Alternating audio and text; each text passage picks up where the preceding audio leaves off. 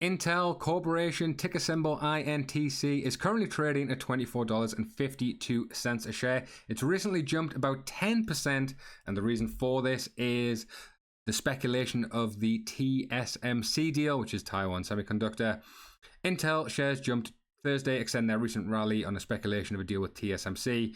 Intel could collaborate with TSMC and potentially spin off its foundry business into a new US chip making entity, said the analyst. Also on Tuesday, JD Vance said that the Trump admin wants artificial intelligence chips designed and manufactured domestically. So what we're going to be doing today is reading through that article and then going to my automated stock valuation spreadsheet to see if Intel is a buy or sell using the discounted free cash flow model, comparable company model. We'll not be looking at the dividend discount model because they paused their dividend, and the Ben Graham formula for intrinsic value. So just looking at the stock price over the last 5 years, well, we won't even go 5 years, we'll go more recently. It was trading at $45 a share, dropped about 50% to $20, had lows of around about $18.50, but since then has had a good rally, ups and downs, but has had a 24% rally in the last 5 days. So just quickly going through this article. Shares jumped Thursday, extending their recent rally on the speculation of a deal with Taiwan Semiconductor. The storage chip maker has been involved in several discussions with a potential US chip making partnership with TSMC, the board analysis said on Wednesday. TSMC could send Intel's engineers to the Intel foundry business as part of such venture and launch a new jointly owned foundry business, which will get benefits from the CHIPS Act. Because obviously, as we've seen, the Intel foundry businesses struggle to keep up, losing $13.4 billion. TSMC declined, and Intel did not. They also declined. These discussions come as Vice President JD Vance said Tuesday the Trump admin wants artificial intelligence chips to be designed and manufactured domestically. Policies favoring US chip manufacturers could benefit the foundry, which makes chips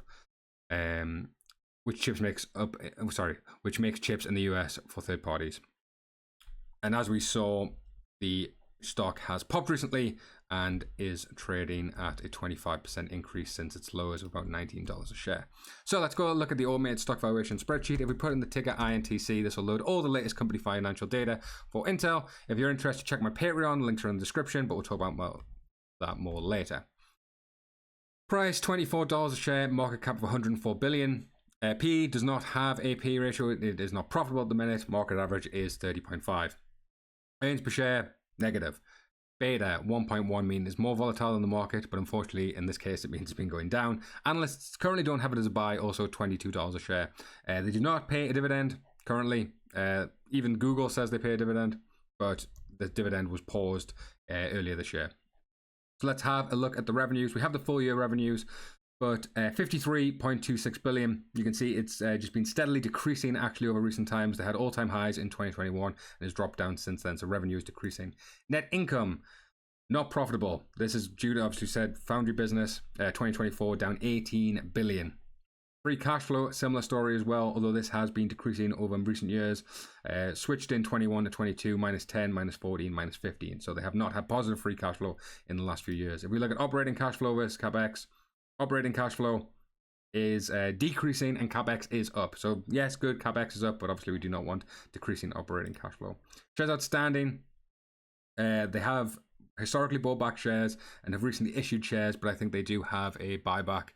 They do have the buyback. And this is saying as of December 2024, we have authorized 100 billion, of which 7.24 billion is still available. Now this goes back to the 1990s, but you can see they still have authorization to buy back more shares, but they have not recently.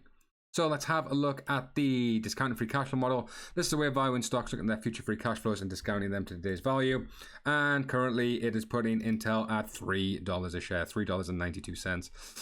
This is with declining revenues, negative net income margins, and obviously also negative free cash flow rate. But what we'll do is we will not a buy currently as per this, but let's see if we can be a bit more bullish and see. So let's just say that they can increase their revenues, brings us to $8 a share. Now net income margins, we go back to 2022, they did have high margins. So if they had 20% margins, obviously they don't. Obviously the number's not liking it. And then finally we would look at the net income to free cash flow. We'll go 70% just for now. That puts it at $42 a share. Now, yes, obviously this is the turnaround play here, but this is why people do say it's undervalued. But the way the company is currently, it is not a buy, but this is the potential for the turnaround play. Dividend discount model, we'll skip that. Baron Graham formula for intrinsic value, he's going to hate it. Negative earnings per share. If we look here, we've got growth for Intel at 140%. Wow, very nice for next year. Analysts are expecting good. I've never seen that before. But obviously, negative earnings per share. Let me just say I changed this to, we'll just see what a dollar is. It would be massive, massive growth. But once again, this is the turnaround play. So finally, we'll have a look at the comparable company model. This is a way of valuing stocks looking at their competitors. We're looking at revenue growth rates, EBITDA, net income, profit margins, price to sales, price to book, PEG, EV to revenue, EV to EBITDA, PE, and forward PE. So what we'll do initially off the bat here is we'll look at some of its closer competitors in the AI chip space, I suppose. Qualcomm, ticker symbol QCOM, Nvidia, and AMD. And if you're interested in the sheet, please check out my Patreon. It's a $4 tier. This will give you full access to the sheet and full access to all of the data. And also, as I said, we have a growing community here, just 12 members, but I'm very appreciative of everyone. And I'm also appreciative of everyone who watches these videos. I like making them and people like watching them, so I think that's a good trade. So enterprise value, Intel is the smallest, Nvidia being the absolute king, 3.2 trillion. QCOM and AMD are similar sizes. Revenue, second highest revenue, which is pretty good.